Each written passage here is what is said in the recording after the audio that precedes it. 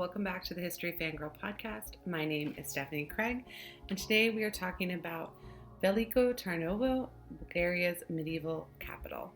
If you have followed the show for a while, which I imagine if you're listening to this when it comes out, you have, because as we haven't had recent episodes, anyone who's still listening has been listening for quite a while. You'll know that I live in Bulgaria and I run travel websites about traveling in the Balkans. I also run another podcast called Rick Steves Over Brunch where we talk about the Balkans and travel in Europe a lot. So I currently live in Bulgaria, but I am preparing to move. And after being here for 4 years, I am starting my final week in this beautiful country. And so what better way to celebrate saying goodbye to one of the most beautiful countries in the world and a place that I have called home than by celebrating a little bit of its history with you guys. So today we're going to talk about Veliko Tarnovo, which I will pronounce as Veliko Tarnovo because I do not have great Bulgarian pronunciation. This was a medieval city and I am shocked at how beautiful it is compared to how little anyone outside of Bulgaria knows about its existence. It is one of those places where you see a picture of it and it will just blow your mind. In the show notes for this episode, you'll find tons of resources to if you find this because you're planning a trip there. Without further ado, let's get into the episode. My guest today is Eric Halsey. He is the host of the Bulgarian History Podcast. Welcome. Thank you. Thanks for having me again. So this is the first episode that's going to come out of the once I'm back from hiatus, which I explained on the previous episode. But you actually came on before, and part of why I wanted to reach out to you to come back is because I figured it'd be nice to interview someone I had already interviewed while I get back into this. But you and I talked about Rila Monastery, which is one of my favorite places. And today we're going to talk about Veliko Tarnovo. At the time that we recorded that, you hadn't been there yet. And so, but now it's been 3 years and you're much further into the Bulgarian History Podcast, and you have lived here for many years. So I'm so excited to talk about it because it's one of those medieval cities that so many people don't know, but it's just so charming and it's so full of history. And what were your impressions when you went? So yeah, I've now been twice, and actually it's the most recent place outside of Sofia I've really gone to. During the pandemic and things, my wife and I took a sort of like socially distant trip to the seaside, and we stopped by there on the way back. So I was actually there in, I guess, September. Yes, in September. But yeah, it's a very relaxed place. It's the setting is really what gets you. Like just that view of the Tsarevets fortress and the way in which the buildings kind of sit on this steep slope going down to the Yantra River. It doesn't look like any city you've really seen. And I think it's a bit like, you could say a bit like the Belgradchik fortress. It's one of these places that you look at it and you're like, is this a real place? Is this really in Bulgaria? Because it looks like a place you would have heard of. Yeah, like it has a very like Ljubljana, like romantic on the river feel, but because, and we'll cover this more later, but because it's not the capital, it just isn't overwhelmed with all the other infrastructure a city would get around it, but it's also not a small town. So how was Veliko Tarnovo founded? So we don't have like a specific date or a story about when it's founded. You know, we've got archaeological evidence dating back about 5,000 years. But, you know, it's one of these cases where, you know, Bulgaria was one of, if not basically the first place that human beings really settled in Europe as they migrated onto the European continent. And, you know, when you're looking for places to settle, probably not right away. You know, right away you're more looking for kind of fertile, you know, low-lying areas. But once you get into an era where human beings have some kind of warfare and are building towns, it's a fantastic location. You know, it's very defensible. It's on this meandering river. And even though you wouldn't be farming like right there, very close to Veliko Tarnovo, there's kind of rolling plains where you can farm. So about 5,000 years, human beings have been living there. And you know, you just look at the setting and things, you're like, yeah, this is a place where a city should be. at least a medieval city. We'll get to the distinction there as to why it's not the capital, why it's not a much larger city today. But if you're looking for a place to build a defensible spot, even without building big stone towers, it's about as good as you'll find. So Veliko Tarnovo was the capital of the Second Bulgarian Empire. And in your podcast, you break out the First, Second, and Third Bulgarian Empires over the course of many years and many episodes. But just briefly, I think that for people who aren't familiar with Bulgarian history at all, it's very strange how separate and disparate the different empires are. So what was the Second Bulgarian Empire, and just briefly mention what the first and the third one are too? Yeah, so starting with like the First Bulgarian Empire, right? The rough thing that we know the best. A lot of this is disputed, but essentially you've got Proto-Bulgarian horse tribe coming out of the vast Eurasian steppe, fights the Byzantines, starts a country, and gradually kind of intermixes with the local Slavic and a few other people, kind of populations there, and forms a kind of little state with a sense of itself and forms a single kind of culture and identity. And over the course of fighting with the Byzantines, it also very critically obtains some nice titles. And so that's where the leaders become tsars, which is why some people call it a kingdom, some people call it an empire, because the word tsar can, depending on how you feel, be translated as king or emperor. But either way, like that's kind of the genesis of the First Bulgarian Empire. And the second one, interesting, it's got a lot of differences. It's more of a kind of combined Bulgarian Vlach. Vlach is kind of complicated, but you could think of like Wallachians, like a Romanian group. It's sort of a joint empire there. And in another world, it could have been called like the Asenov or the Asen Empire. But to me, the reason the Second Bulgarian Empire, which came about 1.5 centuries after the first one was destroyed, was that, it starts with this revolt by these brothers, the Asen brothers, and it's a revolt against the Byzantines. And in that revolt, as any of us know from history, you're starting a revolt, you're kind of leading a movement against a big state. You need a unifying idea. And by kind of calling themselves the new Bulgarian state first, they get access to those fancy titles. If they're the new, the successor to the First Bulgarian Empire, they can call themselves Tsar, according to kind of the way medieval rulers use these sort of rules about who gets what titles and things. So you get instant access to a very prestigious title. You get access to the history and the kind of prestige that comes with the Bulgarian Empire and things like that. And you've got kind of a unifying idea. And so even though Vlachs played a very major role in the Second Bulgarian Empire, whereas they didn't really in the first, it took on that title for that reason. So I have to say that, like, even today, there's like so much majesty in the word czar. So this, but just for listeners. So there is, and I'm blanking on his name, but there is a former president and a former czar of Bulgaria who still lives here. And my fiance cooked him.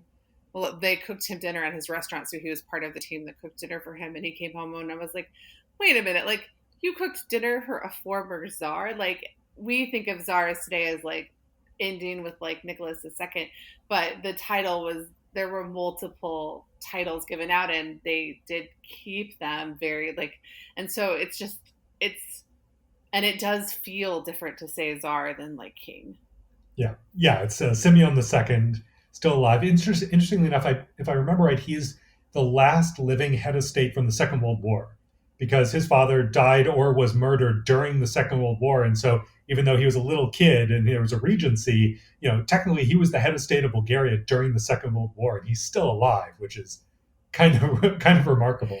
It's crazy. He's also one of the only rulers in history, I believe, not the only one, but one of the only, to have been like a reigning monarch and then become an democratically elected president or leader at a later point in time, which is just not something you think of like Bulgaria. I mean, the part of why I like talking to you and I like your podcast is, outside of Bulgaria, how often do people think about Bulgaria at all? And then these minutiae. All right. So, and he's part of the Third Bulgarian Empire, which, do you want to just briefly mention what that is? Because it is very different from the second. Yeah, I mean, generally, I wouldn't use the term empire for the third one because, for the first two, again, it's kind of debatable whether you want to use kingdom or empire, but they were fairly large states that controlled a lot of kind of territories outside of what you could consider their core territory. But the third Bulgarian state didn't. It was much more compact and didn't really, it was never kind of imperial in those senses. So, but the third state arose out of the Ottoman Empire, right, to 1878, declares its partial independence until 1908. It's kind of complicated, but essentially that was just a typical European kind of monarchy, and then People's Republic, and then Republic. So all that is sort of the third Bulgarian state. And it's also useful to say state there because, again, it was a monarchy, a People's Republic, and a republic, and so state kind of encompasses all of that. And when you're saying People's Republic for listeners, that would be the period under socialism or communism. Yeah, exactly.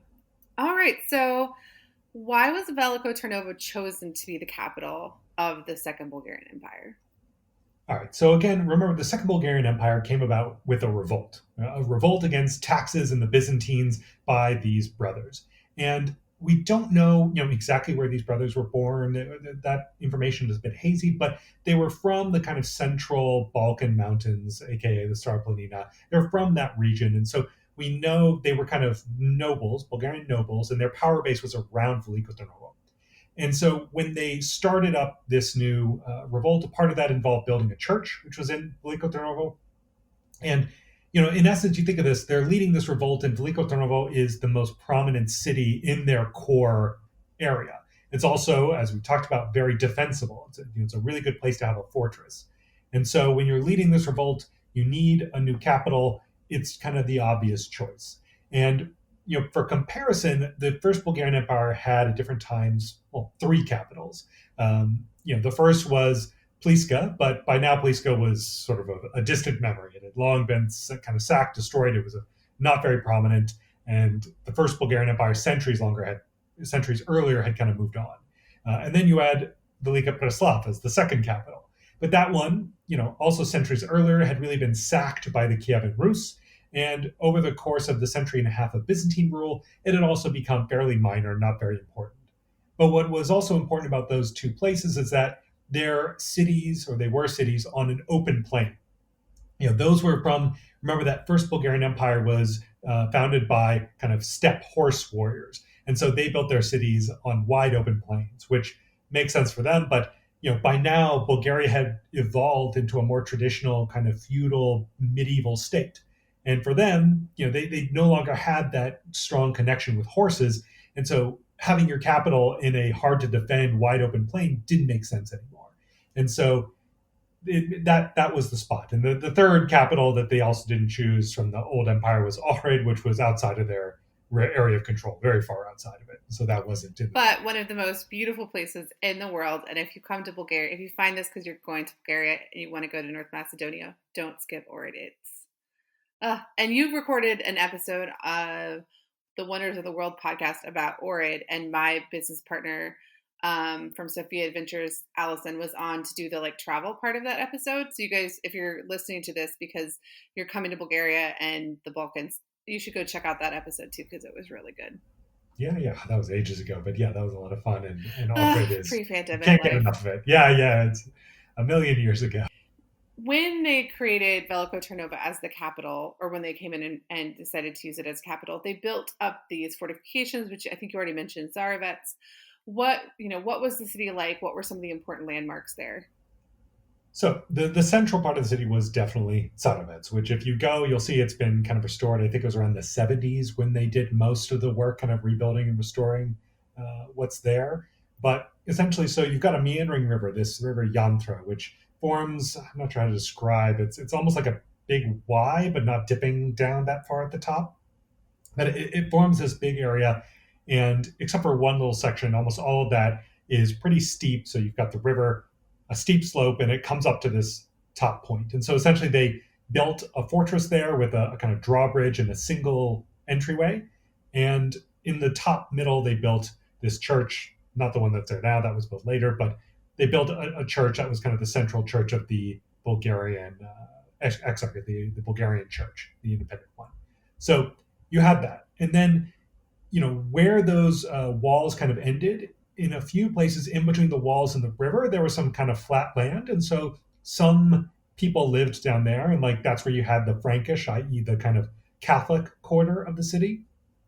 And then just across the river, there was another kind of fortified town called Trepezica.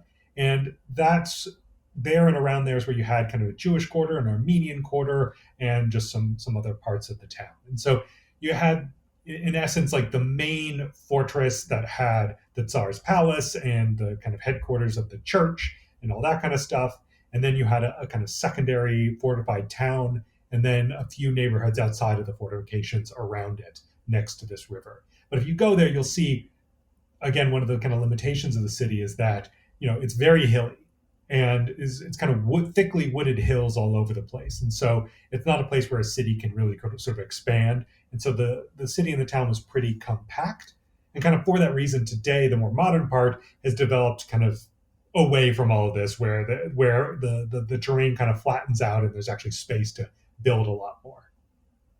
So when I was last in Veliko Tarnovo, it was last year, and it was right before I found out I was pregnant, but I already, I was about a month pregnant, and I felt so tired, and I didn't understand why I couldn't handle the hills, because walking around, it's like, if you want to, especially if you want to get in the good views, like there's so many hills, and I was dying. And about 3 days later, I found out I was pregnant. I was like, oh, okay.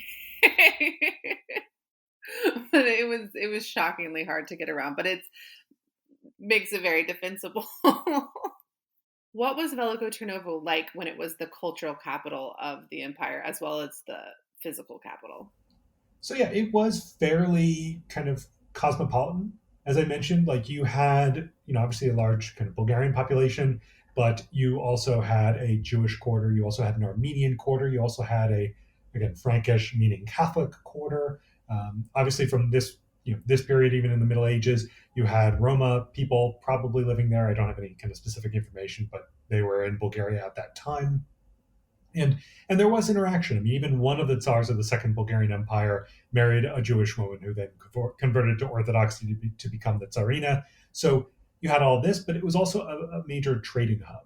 It had trade links with places like Ragusa, which is now Dubrovnik, obviously with Constantinople. And so, you would have had traders from, Italy, from Germany, from the Russian lands and the Kievan Rus, from the Byzantines.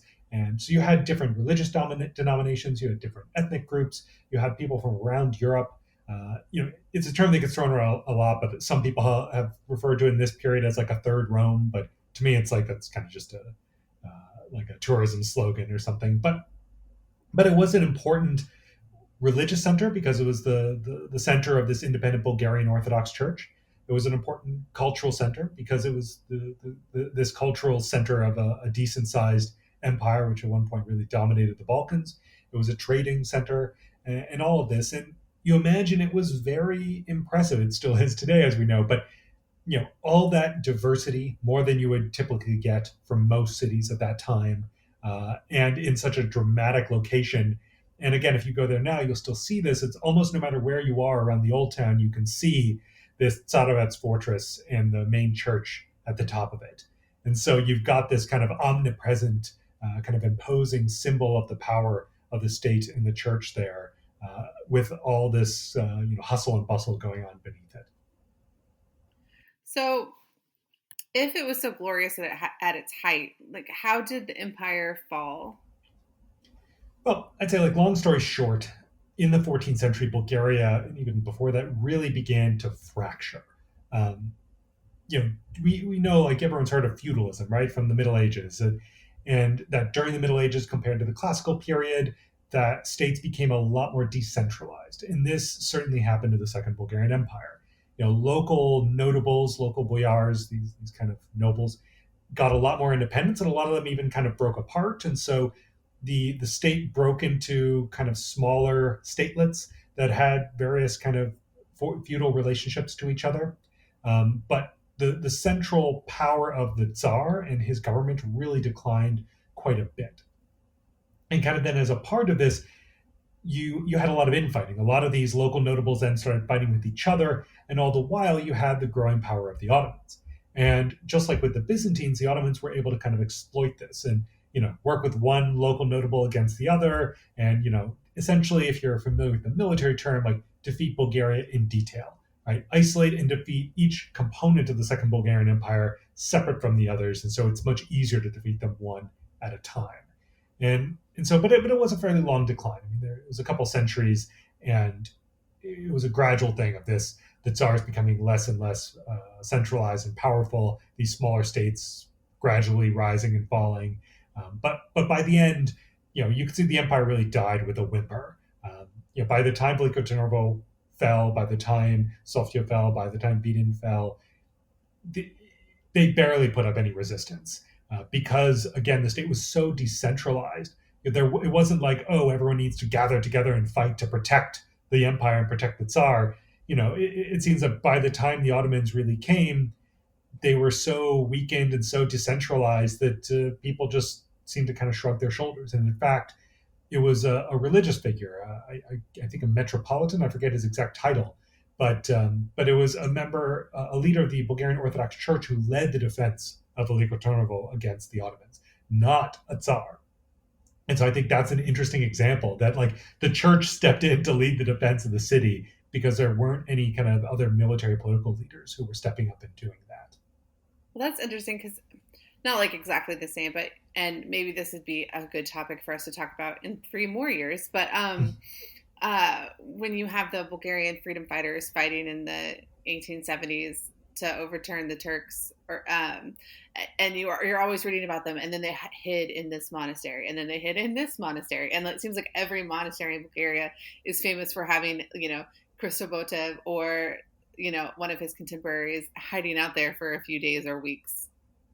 Yeah, it made sense. And particularly, during the First and Second Bulgarian Empires, very often monasteries were built to be defensible and to be kind of hidden away because they would often get raided because monasteries had a lot of valuable objects and things. And so they had to protect themselves from robbers and bandits and things. And so that, along with, obviously then the Bulgarian priests there were somewhat sympathetic to the freedom fighters in most cases, that really just made them an ideal place to hide out. But yeah, it's a really interesting element of Bulgaria even today, that compared to an American kind of understanding of the relationship between a nation and religion, there's a very interesting relationship where not many Bulgarians are that religious, but the vast majority still identify as Orthodox. And the way it's sort of explained is that for a lot of Bulgarians, being Orthodox isn't even as much about going to church every Sunday, which, again, very few people do. It's about being Bulgarian.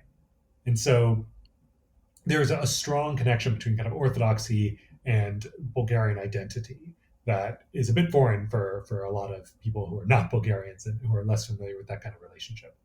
It is so when I was in Romania and I was visiting monasteries, my taxi driver pulled over on the side of the road and cried when we went to one of them because he was just so overcome with the religious and spiritual aspect of it.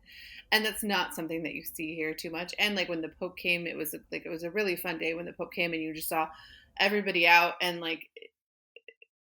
you didn't see anybody being I can't come out because he's the Catholic Pope. There wasn't. It was just and especially because he was, speaking at the or Alexander Nevsky Cathedral. But you don't see as much I go to the churches here a lot to take pictures or to visit or to write about, and you don't see people in them the way you see people in the Greek or the Romanian or even the Serbian monasteries when I do the exact same things in those places. But I don't think there's a country where, I mean, maybe this isn't true, but it seems like Bulgarians have more pride in real monastery than you would see in some of these other places. It's just very different. I'd be, if you know any good books about the topic, I would definitely be interested in reading more about it. Because after watching it for 4 years, I still don't fully understand it. Yeah, no kind of books specifically come to mind. I mean, I've got quite a few books about kind of ethnic and religious minorities in Bulgaria, but less about the relationship between the Orthodox Church and everyday people. But yeah, it's a fascinating paradox. It's one of the things I love about Bulgaria and the wider Balkan region is it's full of these things that at face value don't seem to make sense, but you dig a little deeper and they do actually make sense, and there's usually a fascinating story behind them. So I live in Sofia. You live in Sofia. And obviously, if anybody knows any city in Bulgaria who doesn't live in Bulgaria, they probably have heard of Sofia. Um, how did Sofia rise and take over how did it replace Veliko Tarnovo as the capital? Well, so I've alluded to this a couple times, but essentially, like if you go to Veliko Tarnovo right now, it's a beautiful city, right? It's such a dramatic location. But you look at the old part of the city and you go, yeah, this is not a good place to build a modern city. It's a terrible place to put a modern city because again, it's like heavily wooded hills cut through with a river. Like where if it was the capital, like where would you put anything? It would all have to be in the kind of flat area off to the west of the old town. But yeah, so one reason it's just not. It's an excellent location for a medieval fortress city. It's a terrible location for a modern city because those are just different. You know, anyone who's been to an old medieval city where it's full of these tiny little winding roads and it doesn't function well for modernity or something like it's like that, right? It's just not practical. But more than that, when by the time the third Bulgarian state was being proclaimed and being kind of set up, it had been, as we know, about 5 centuries since the second Bulgarian Empire had fallen. And so it's not like, oh, just, yeah, saying you use the same capital. Like it's been, half a millennia. A lot has changed. And so Veliko Tarnovo wasn't as appropriate for it. But more than that, Sofia was in the center of what was, supposed to be the goal kind of size and territories of Bulgaria. And so, if Bulgaria had succeeded in all of its territorial ambitions, Sofia would have been right in the middle of it, whereas Veliko Tarnovo would have been a little bit off to the side. And so the kind of founders, they wanted to have a place that was central, that was appropriate for a modern city, but still had history and still had some kind of prestige. Although, you see it now when Sofia was chosen, it was largely wooden buildings, dirt mud streets, and there were like 22,000 residents of Sofia when it became the capital in 1878. So it was a town. It's a bit weird to imagine now, but still, it There's was. all kinds of pictures of I'm obviously very interested. Like they'll show a picture of like a street in 1870, or I guess at this point most of them are sketches, but and you're like, wait a minute, like there was nothing there but I'm from Oklahoma, you're from Virginia, like it's not like we're not used to towns that only have 100 or 200 years of history, but it's different for Europe, especially when you go over to Plovdiv and they are like, oh yeah, we're just the oldest continually inhabited city in Europe, or maybe that's Ohrid. But yeah, we're surrounded by these places where people have been for 6,000 years. Though there obviously are Roman ruins and things here too that show people were here, just not. It was not the third Rome. Yeah. Not at that time. At any point. So before we wrap up, is there anything that you think people should note about Veliko Tarnovo, either historically or tips for visiting? So in my mind, like a lot of historical places in Bulgaria, one of the challenges, one of the downsides is that there's not a lot of good information when you're there, right? When you visit Tsarovets, there'll be like a little plaque that says like, this was a church in these centuries. I'm like, oh, okay. And like, there's just not a lot of information. So what I recommend is, preparing and like bringing some information. Obviously my podcast is one way you can do that, but get a book or something, read up about it, learn about it, because you're going to get a lot more out of the trip. So taking some of the cool places, obviously Tsarovets, but even within Tsarovets, you go to like the Tower of Baldwin, which if you just visited without knowing anything, you're like, okay, what is the Tower of Baldwin? It's just like a tower. It's not really anything special. But if you know the history of Baldwin of Flanders, it's a fascinating place because here you've got this guy who was a count from northern France who went on crusade, ended up participating in the Fourth Crusade that sacked Constantinople. He became the emperor of this new Latin empire that replaced the Byzantines. This guy was an emperor. He was one of the most prominent people in Europe, fought against the Second Bulgarian Empire, lost very badly, was captured and thrown into this dungeon, into this tower, where he spent the rest of his life and just died. We don't even know exactly when. Just died there at some point. And that, then you go up into that tower and it's like, you look at the view from that tower and you think, like, what was it like to, that man spent years, possibly even decades, who knows, sitting in this tower, thinking about how far he had fallen, right, from the highest of highs to the lowest of lows, and you reflect on that, and suddenly a fairly nondescript tower becomes very fascinating and very moving. And there's a lot of places like that in Veliko Tarnovo. I think the other best one is the 40 Martyrs Church, which, again, if you don't know much, it's like, okay, it's just a little church. It doesn't look that special, but it actually has these kind of carved columns from the First Bulgarian Empire. It has the burial places of some of the Tsars of the Second Bulgarian Empire. And not everyone knows this, but I certainly do. There's very, very few kind of physical remnants of the First and Second Bulgarian states. There's just, especially the first one, there's very little physical stuff that you can see. It's just in a few museums. And so if you kind of have that background, that context, I think you'll enjoy it a lot more. But overall, to me, when you're visiting Veliko Tarnovo, even if you don't want to get into the history and really do the work to appreciate a lot of those things, it's just a beautiful place to relax and like wander and enjoy the views and just spend some time. So you can kind of go both. You can go hardcore on the history and visit the museums and really enjoy all that, or just take a day trip to Arbanasi and wander around the village and like just enjoy the little tiny side streets, check out the little was it like the shops that make kind of handicrafts and things, and just relax, eat some food, and enjoy yourself. Like you can kind of go either way, and probably maybe a blend. I think it makes a really good day trip from Sofia. Like it's a little bit of a long day trip because I think the bus is what, like 3 hours, like maybe 3-4 hours. Yeah, I'd say by bus it's a bit much. By car you could probably do it, but I did it as a day trip by car, and then I did it as a weekend by bus. And the car wasn't so bad as far as getting there and back. But what I would say is if you only have one day and you really are interested in the history, hiring a private guide is probably a better way to go if you have a little bit more money, because you will see these things. And also, it's not a fun place to just be walking around if you have a lot of things you want to tick off in a short amount of time. If you go there just to wander, you can pretty much cover, and you don't care what you cover, you'll have a really good time, but maybe you'll miss some of these specific places.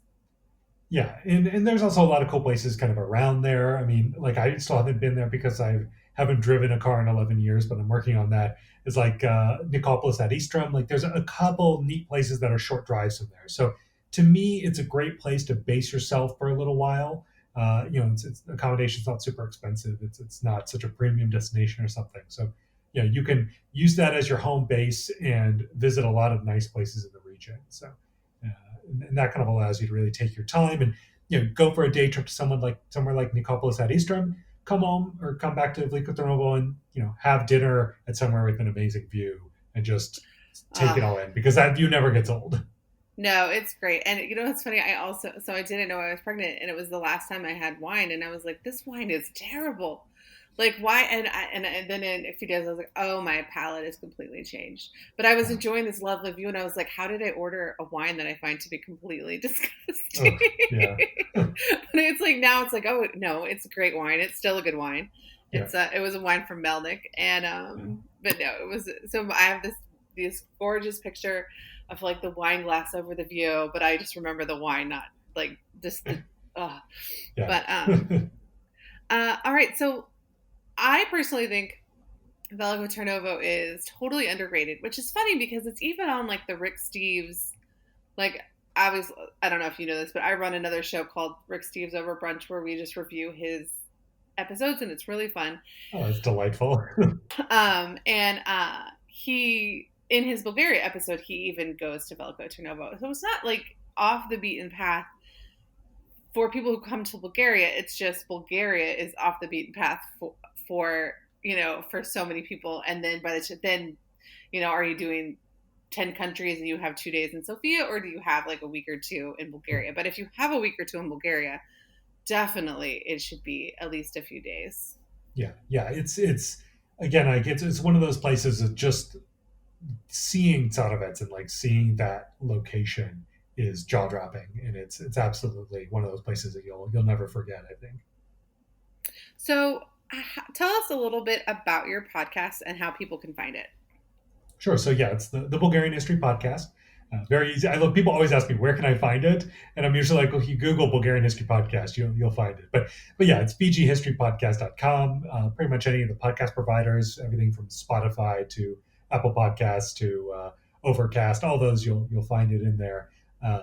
But yeah, the podcast, the idea of it is it's just covering Bulgarian history chronologically from the beginning, which is the 7th century, and even a little bit of the up to the 6th century, kind of the origins of the tribes that created the Bulgarian state. And it will eventually go till today. So thus far, we're like 7 years, 127 episodes, I think. I just recorded one the other day. I can't even remember anymore, but it's like 60 or 70 hours. And at this point, we just entered the 1870s. So it's a long running kind of podcast. How long do you think it'll take you to cover just the 1870s? A little while. I mean, it's hard to predict these things because like the amount of stuff that's happening is vastly increasing. Well, it's funny. Like when the history of England got to the Tudors, it was like, oh, that was a year. Like it took him a year to do the Tudors, and the 1870s in Bulgaria is like not quite the Tudors, but it is one of those time periods. Yeah, back in the first Bulgarian Empire. Yeah, like in the first Bulgarian Empire, there's one period where it's just like, and then there was 40 years and we don't know a single solitary thing about what happened. So moving on, right? And then, yeah, I've had now a couple of times where I'm covering one single year in a full 30-minute episode. So, but yeah, it's broken apart into seasons. So if you're only interested in one kind of period, you can just go to that season, and every season ends with recap episodes. So if you want to just get a rough idea of what happened with the first Bulgarian Empire and then jump into the second Bulgarian Empire, you can just listen to those recap episodes.